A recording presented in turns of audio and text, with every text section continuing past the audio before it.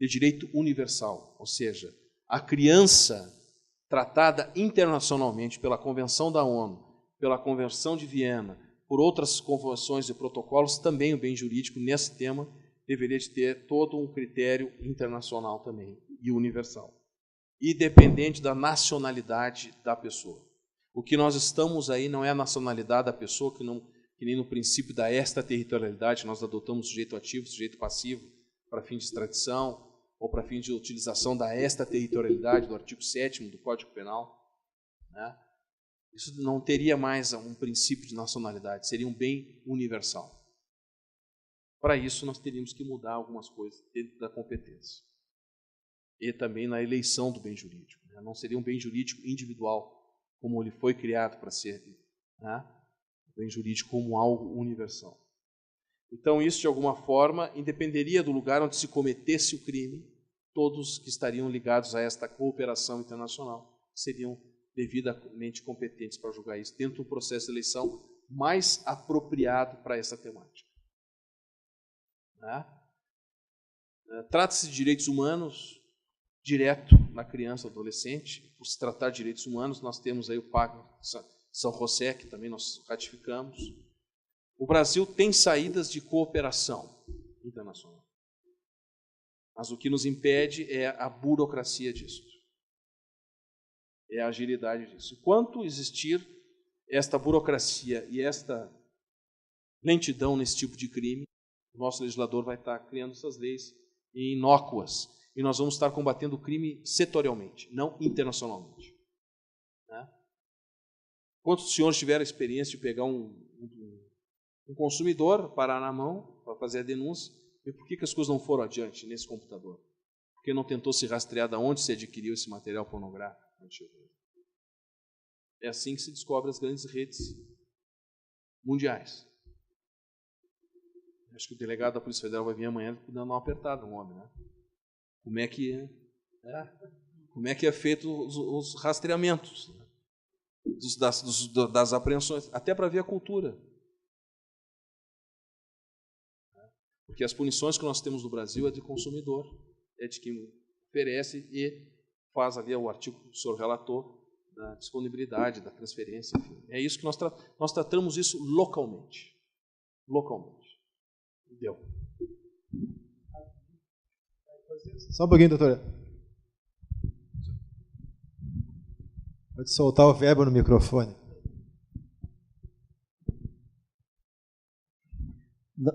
Eu já tive a oportunidade de participar de 1 ou 2 cursos ministrados por agentes do FBI em Minas Gerais. Uhum.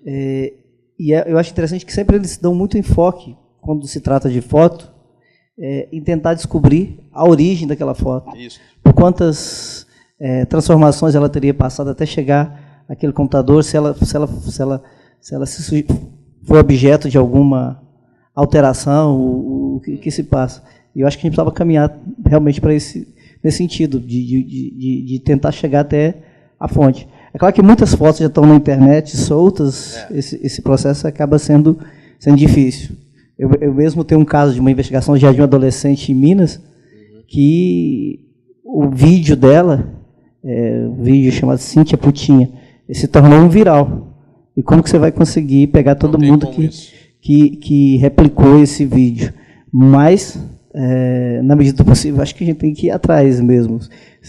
Quem publicou depois, ou quem mantém a posse disso, consciência de que se trata de uma menor, eu acho que tem que ser responsabilizado criminalmente. E a competência federal ficou justamente pela internacionalidade da internet. Que também presume-se que está na internet, né? Está no site, está no mundo. Também, mas o tratado, eles falam da Convenção da Criança e do Adolescente, mas não diz aqui.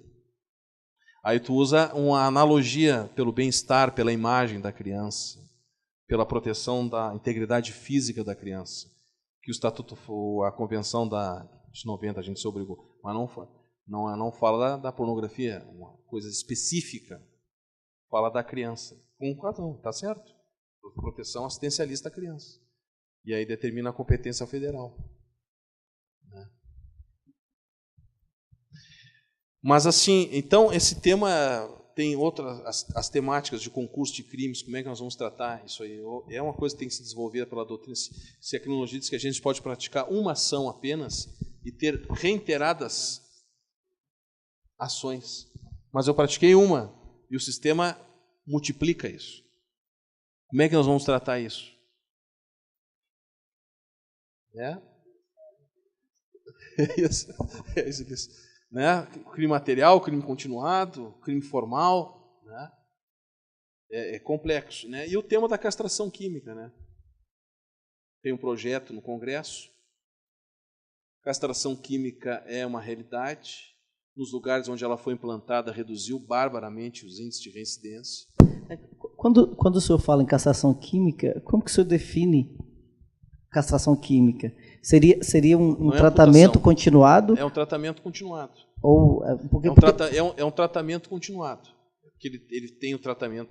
Hoje o que acontece? Hoje as pessoas que são detidas com isso que são inimputáveis ou semi-imputáveis, né? Então elas dizem que para se livrar de uma excludente, para cair na inimputabilidade, mas eu sou um doente, estou no tratamento. Então eu vou fazer o tratamento. Aí os juízes acabam concedendo tratamento sem ter a medida de segurança, que é ficar no IPF. Porque a minha pergunta, na verdade, tem a ver com a carga semântica do termo castração. Sim. Que a castração me dá a ideia de uma medida definitiva, cirúrgica, ou mesmo que seja intervenção medicamentosa que tivesse efeitos permanentes. E nesse aspecto eu tenho dúvida da possibilidade constitucional. Mas vendo como medida de segurança, social, como tratamento, talvez... tem que fazer o tratamento, né? Assim está redigido o projeto. Vocês já leram o projeto? Assim está redigido o projeto. Mas aqui trata dos crimes de estupro antigo e do atentado violento ao pudor. Depois, ele é antes da reforma ali dos crimes contra a dignidade sexual. Diz assim o projeto: quanto aos crimes tipificados de estupro, atentado violento ao pudor, né, corrupção de menores, forem praticados contra as pessoas forem praticados contra a pessoa com idade menor ou igual a 14 anos, observará o seguinte. Parágrafo 1º. O condenado poderá submeter-se voluntariamente, sem prejuízo da pena aplicada, a tratamento químico hormonal de contenção do libido, durante o período de livramento condicional, que não poderá ser inferior ao prazo indicado para o tratamento. Então, isso aqui é um tratamento de redução só. Não seria perpétuo, seria transitório. O condenado, parágrafo 2º, o condenado que voluntariamente submeter a intervenção cirúrgica de efeitos permanentes para a contenção do libido não se submeterá ao tratamento químico do parágrafo 1º e poderá, a critério do juiz, ter extinta a punibilidade. Parágrafo 3º. A Comissão Técnica de Classificação, né, CTC, na elaboração do programa de individualização da pena, especificará o tratamento e os efeitos análogos do tratamento hormonal de contenção de libido, durante o período de privação de liberdade, cujos resultados constituirão condição para a realização ou não do tratamento que fala o parágrafo 1º. Parágrafo 4º. O condenado referido no parágrafo 1º deste artigo que submeter voluntariamente ao tratamento químico hormonal de contenção de libido, após os resultados insatisfatórios obtidos com o tratamento, de que trata o parágrafo 3º, terá sua pena reduzida em 1/3. Que é aquele do parágrafo ali, se faz efeito ou não, né? Não é a castração. Não é a castração permanente. 5º, o condenado reincidente em qualquer dos crimes referidos no caput deste artigo, que já tivesse submetido ou em cumprimento anterior de pena ao tratamento do que trata o parágrafo 4º, não submeterá a ele novamente. Então ele começou um tratamento, não deu certo, cometeu o crime de novo. Não tem chance de um novo tratamento. Tratamento químico hormonal de contenção de libido antecederá o livramento condicional em prazo necessário à produção de seus efeitos e continuará até que a comissão técnica demonstre ao Ministério Público e ao juiz de execução que o tratamento não é mais necessário. Então, tu pode fazer reduções. O que te livra de tudo é o parágrafo 2º. que é a cirurgia. Que não tem problema. Isso aqui não...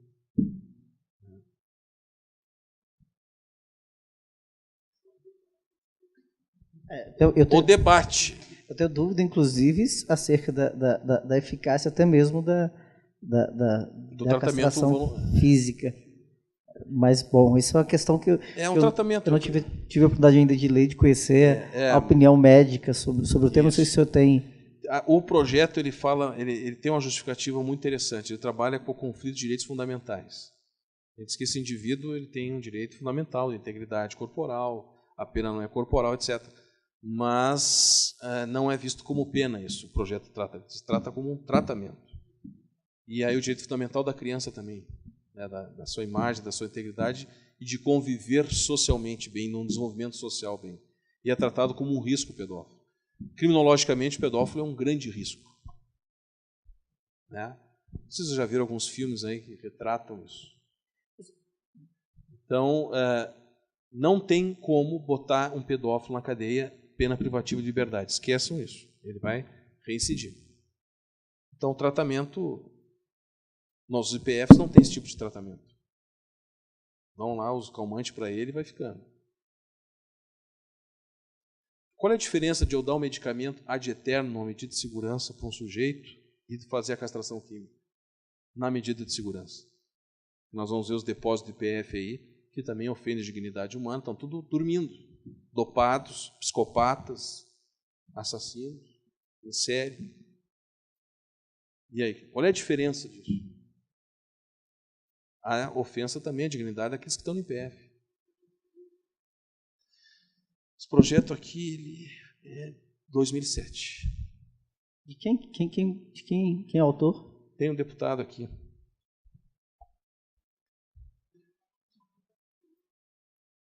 Não fala. Não fala. Ele fala assim, ele fala das experiências internacionais, a justificativa, né? Eu tenho o nome dele aqui, não tem isso aqui, tem a justificativa. Ele fala basicamente nos casos dos Estados Unidos, né, onde tem maior eficácia isso. E as experiências americanas, onde lá os pedófilos eles pedem para fazer a castração química. Porque não se contém. Né?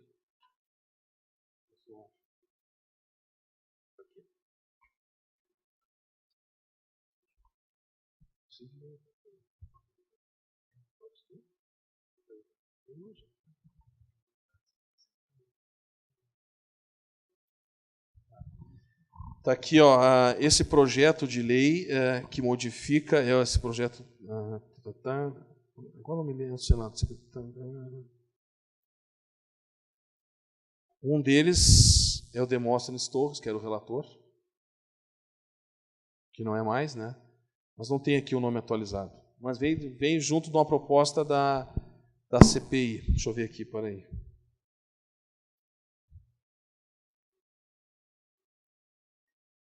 Marcelo Crivella.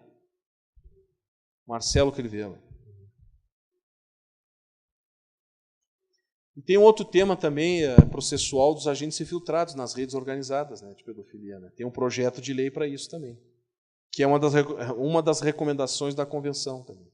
Se infiltre agentes no meio das redes organizadas, assim como nas redes internacionais de tráfico de mulheres e tal, ou de tráfico de drogas, né? Que ele possa também ter isso. Temos um projeto ainda. Isso não está devidamente regulamentado. Então, eu poderia resumir em poucas palavras que ainda nós estamos engateando nesse tema, que nós somos um país que possui tendência, sim, à violência à criança, e dentre as violências à criança está a pornografia infantil, virtual, que nós temos um paraíso de consumidores que o crime organizado adora, que é o Brasil. Nós somos o quarto país do mundo hoje em matéria de consumo de material pornográfico infantil, dito pelo FBI, e que nós temos uma legislação ainda engatinhada, precária, não precisa, e que nós estamos tratando esse tema ainda com o direito penal clássico, o direito penal nacional, e que nós não conseguimos, ou não vamos conseguir a curto prazo, se não acelerarmos isso, a questão da universalidade desse tema que merece que é um combate universal, um combate sem fronteiras, de critérios instantâneos de informação, como a melhor criminologia nos ensinou nesses anos todos, através daquilo que ela conseguiu estudar sobre as causas do crime da pornografia infantil virtual. E que o sujeito, né, o consumidor, pode ser que não seja um pedófilo, mas ele diz, se uma vez comprovado que ele contribui na manutenção econômica de uma rede organizada, ele está, sim, lesando um direito humano da criança que está lá servindo de objeto para isso. E cada vez mais crianças são objetos disso. Crianças menores de idade, inclusive, com menos de ano, praticando atos sexuais em fotografias e filmagens. Isto é repugnante, né? É uma matéria tratada de uma forma obscura, porque desde que eu trabalho com esse tema em 2006, da pedofilia, onde eu tenho ido, as resistências, só para ouvir falar nisso é difícil. Já tive em plateias mais variadas reações sobre essa temática. É um tema complexo, é um tema que mexe com as pessoas, né? Já fui criticado por tratar disso. Isso aí já desde de Roma. Desde lá de Roma existe a pedofilia. Não é nada novo a pedofilia. Isso aí é normal. Então, como a gente vê que tem pessoas que determinam e entendem que isso é normal, que faz com que não vá mais adiante. E tenho certeza que as coisas não vão mais adiante nesse país, porque as pessoas que utilizam isso são pessoas que estão num alto ciclo econômico. E, quando tiver assim, eles vão viver na margem da impunidade, fazendo a sua lasciva um direito de ofensa a outra. Eu queria, essa questão da aversão das pessoas ao tema, no Rio de Janeiro, desde 2010, a gente faz umas oficinas para as escolas de prevenção sobre o uso seguro e responsável da internet. E algumas escolas relatam, teve uma repercussão muito boa lá no Rio, assim, das escolas estaduais, municipais, a gente faz umas 2 a cada semestre, e as escolas, algumas escolas tentaram, umas particulares que a gente fez também, fazer reunião com os pais. E eles disseram que não teve repercussão nenhuma, porque os pais achavam que ir numa reunião dessa significava que podia ter alguma coisa acontecendo dentro da casa deles, entendeu? Então, eles não conseguem fazer reuniões com os pais. Então, aí a gente assim, escolheu a escola, né, que seria a melhor forma de chegar, na verdade, dentro de casa, o assunto, né, através da própria criança e tudo. E é porque a criança, o adolescente, é a principal vítima, né? Então, ele mesmo tem que saber também como lidar com esse tema e tentar reconhecer o aliciamento, enfim, né? O uso da internet da melhor forma. É verdade. Tanto que eu trabalho um pouquinho do pedófilo, que não é do crime organizado, mas o pedófilo, ele usa muito a internet para se aproximar das crianças. E tem uma coisa que, por pesquisa, os pais mais de idade, que não se criaram numa geração de internet, não sabem que o filho está vendo no computador. Ele tem que a orientação é que os pais tenham conhecimentos básicos de internet para ver o que seu filho está acessando no computador de casa. E, pasme, é um alto índice de pais ainda que não tem conhecimento mínimo de internet. E aí tem que todos aqueles cuidados. O computador não pode ficar no quarto do filho, com ele no quarto. Tem que ser um computador que fique na sala ou num lugar onde que sempre tenha trânsito de pessoas para ver o que essa pessoa está fazendo, a criança está fazendo com o computador. Então, tem cuidados básicos assim, né, porque já há vários casos, né, de encontros pela internet que as adolescentes são sequestradas e mortas, estupradas e abusadas e mortas, né, que acontece diariamente e é uma falta de cuidado. Daí tem toda uma carência familiar, do pai não olhar para a criança como tem que olhar. Isso é uma coisa complexa. Aí para na mão de um outro indivíduo.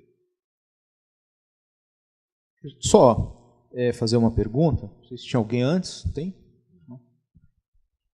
Em relação ao crime do usuário, quer dizer, a gente... Acho que seria interessante só dizer o nome, dizer onde é que é. Ok. Acho que fica interessante. Antônio, sou procurador da República lá em Santos. Sob o ponto de vista do crime do usuário, quer dizer, a gente viu então que a pena é de 1 a 4 anos e que caberia então a suspensão do processo. Sob o ponto de vista do senhor, qual que seria, ou quais seriam medidas adequadas para um membro do Ministério Público oferecer para o sujeito para suspensão da pena? E nesses casos em que há, por exemplo, pedofilia, e se o cara é condenado, uma parte bastante grande desses crimes ele vai sujeitar o condenado a penas restritivas de direitos. Aí quais que, no entender do senhor, seriam medidas adequadas e que sejam ao mesmo tempo úteis e que sejam adequadas? Porque, por exemplo, o sujeito que pega uma foto, talvez, no mundo ideal, cortar a internet dele sirva. Só que a fiscalização dessa medida, quer dizer, é um negócio que, né? Eu acho interessante essa pergunta. Eu acho que nós podemos inserir ali atestados e laudos psiquiátricos. Primeiro, para ver se há um transtorno ou não, e se tiver um transtorno, um tratamento. Acho que poderia por aí. Mas para isso não é um psiquiatra de quintal que vai avaliar o sujeito 2, 3 sessões. Isso tem que ser uma avaliação não de IPF, mas uma avaliação concisa, consistente, né, que ele apresente um laudo que diga que ele não tem transtornos que desviem a questão da sexualidade, que seu libido é controlado e assim por diante. Porque compromete o psiquiatra nessa questão se lá na frente tiver uma reincidência, entendeu? Mas aí, nesse caso, quer dizer, se ficar confirmado que o sujeito não tem o controle sobre a própria libido, não, né? Sim. Quer dizer, nessa hipótese isso aí teria que ser atestado por meio de um incidente de insanidade, quer dizer, antes mesmo da condenação, antes mesmo da... Mas aí tu poderia, talvez, alternativamente, na suspensão, requerer isso. Na suspensão. Que ele prove. Que ele prove na suspensão. Porque ali tu não vai aplicar pena. Ele vai dar um tratamento no máximo de 4 anos para ele, porque é o período da suspensão, né? De 2 a 4. Então, na verdade, talvez poderia obrigá-lo a um tratamento, alguma coisa assim. Uma coisa que também, que eu me esqueci de falar aqui, nos Estados Unidos nós temos uma coisa chamada cadastro de pedófilos.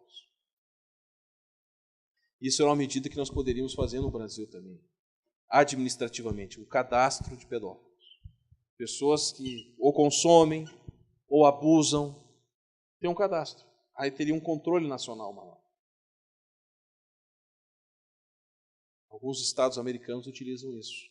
E dá resultado, às vezes, na busca de algum determinado tipo de crime, com a mesma semelhança, etc. Pois não, colega? Quanto à questão aí do tratamento, se a gente pensar, o nosso sistema de saúde não oferece esse tipo de tratamento, né? Inclusive, uma discussão que está havendo, existe um grupo de trabalho que participa o CNJ, o CNMP e vários ministérios coordenados pela Secretaria de Direitos Humanos da Presidência da República, e participa o Ministério da Saúde. Está se trabalhando uma matriz de trabalho, uma linha de trabalho no enfrentamento da violência sexual contra criança e adolescente. E numa das reuniões, os representantes do Ministério da Saúde falaram que uma das questões era o tratamento ao abusador, né, ao autor dos delitos de exploração de crianças e adolescentes. E o pessoal do Ministério da Saúde fala que não tem protocolo, não existe nada ainda no Brasil quanto a esse tipo de tratamento. Então tá lá, e uma das outras coisas que ela fala é a dificuldade material de se prestar esse tipo de tratamento, considerando todas as outras carências, né, que nós temos no nosso sistema de saúde. Então, realmente é uma questão muito complexa, né, da gente tratar, já que sequer há protocolo, não há um consenso hoje na medicina, na psiquiatria, do caminho, e se é inclusive um tratamento eficaz, embora haja experiências aí. Eu acho assim, talvez nós não... tratamento tem, os Estados Unidos faz, tá? Usa ao máximo a castração química ou internação. Eu acho que aqui tu coloca uma coisa muito preocupante, porque nós não vamos conseguir tratar essa pessoa porque não há estrutura física da saúde pública para fazer isso. Se nem os que cometem crimes aí estão no IPF atirados, naquelas condições precárias, imagina um pedófilo e tal. Que resume-se isso ao sinal igual? Ou seja, as crianças vão ser e continuarão sendo vitimizadas. E pior de tudo, nós temos noção, temos consciência e não temos operacionalidade para evitar isso. E vai continuar, porque vai usar o direito tradicional, vai botar na cadeia, vai cumprir a pena, vai sair, vai reincidir. Mas bem que na cadeia também tem um código lá que eles eliminam, né? Então já poderíamos também de alguma forma. Não, estou brincando.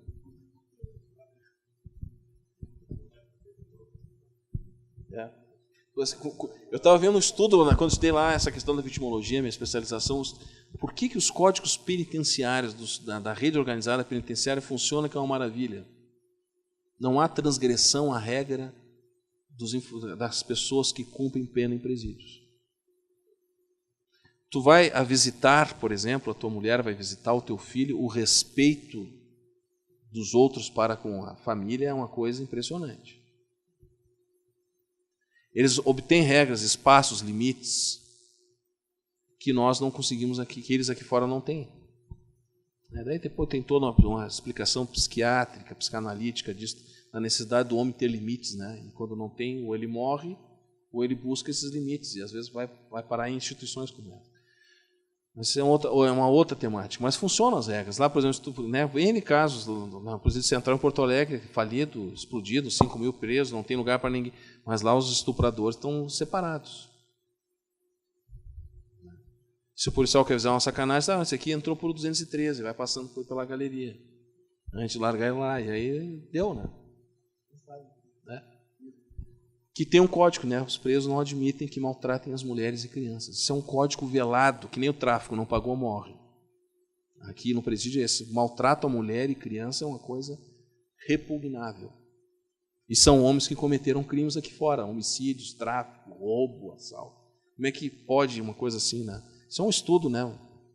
Louco, assim, né? Deve ser uma baderna, todos unidos, né? Nós somos todos criminosos, vale tudo. Não? Nem o Tim Maia dizia, né? Não é assim.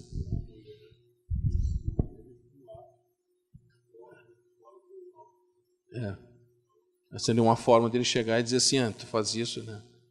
Mas enfim, pessoal, espero ter contribuído para uma reflexão. Nosso trabalho talvez nessa vida não seja visto, que, né, vamos conseguir chegar, mas vocês que têm oportunidade, esses congressos fora, dessas possibilidades de ter interação com pessoas que lidam com isso diariamente, poder aprimorar essas informações de vocês, de alguma forma, a instituição de classe, assim como a OAB, a classe que eu pertenço, pressionar o Congresso, de alguma forma, a pensar melhor nisso. Eles fazem essas CPIs, eles só ouvem pessoas e mais nada. Então, em vez de chamar pessoas técnicas, etc., tal, para contribuir com a política criminal, fica uma politicagem, não fica uma coisa que deveria ser técnica. Mas é um passo, não dá para reprovar 100% isso, é um passo. É ali que se explorou, ali que tem a rota, que foi identificada a rota da prostituição infantil nas estradas, é ali que se determinou que há corrupção na pornografia infantil, na questão da manutenção e assim por diante. E que lá o Google teve que fazer alguns acertos no termo de ajustamento, os cartões de crédito, e assim as coisas têm que continuar.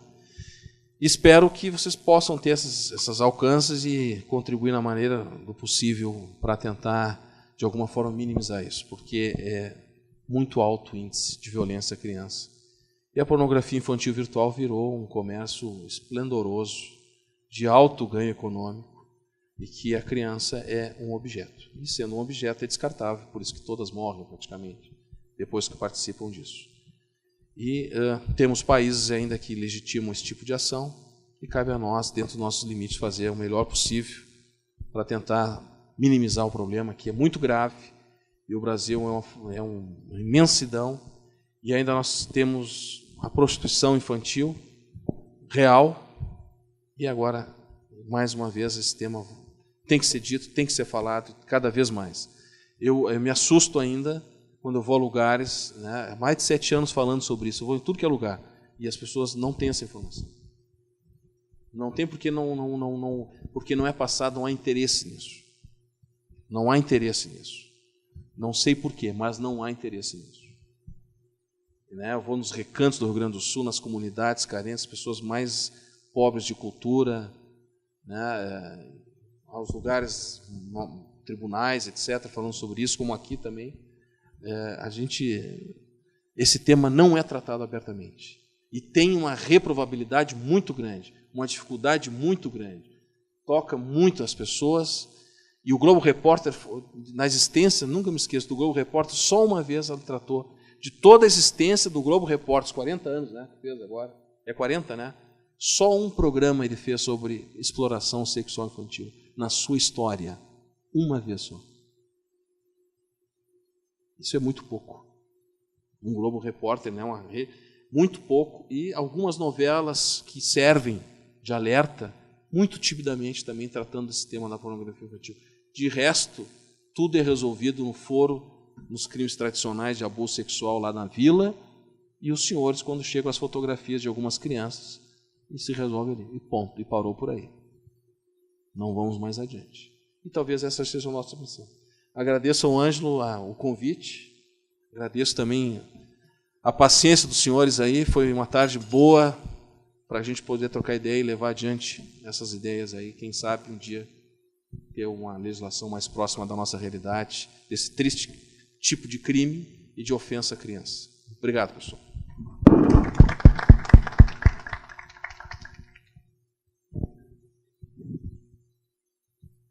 Do Ricardo Breyer aí. Então, até vou fazer um comercialzinho, saiu a terceira edição do livro dele. Dá o nome do livro aí, já tem voz ainda? Não, é um livro que eu tenho com um psicólogo, que é o Jorge Trindade, Pedofilia, Aspectos Penais e Psicológicos. A primeira parte trata de todo o caráter do pedófilo, os mitos, e eu falo ali na parte criminal um pouquinho disso que eu falei aqui hoje, mas ela é uma obra muito ampla que atende a toda a comunidade, assistentes sociais que trabalham na linha de ponta, sociólogos, antropólogos. Não é uma obra específica dessas questões dogmáticas, que vai estar pronta agora, acho que até agosto, que é uma obra que já tem o título, que é Pornografia Infantil Virtual e as Questões Dogmáticas, né? Que aí eu vou tratar mais aprofundado. Mas no primeiro momento o meu trabalho foi que as pessoas soubessem da existência disso e que pudessem fazer um trabalho em cima disso. Então, está na terceira edição, uma surpresa para a gente, tiragem na primeira tiragem foi 1.000, depois a segunda foi 2.000 e agora 2.500. E já está indo bem também. Então, interesse há. O importante é levantar as mangas, arregaçar as mangas e trabalhar. Obrigado, pessoal. De novo, meus cumprimentos, meus agradecimentos também. Agradeço aos colegas que compareceram. E amanhã, então, às 8h30, retornamos para a continuação do nosso curso. Okay? Obrigado.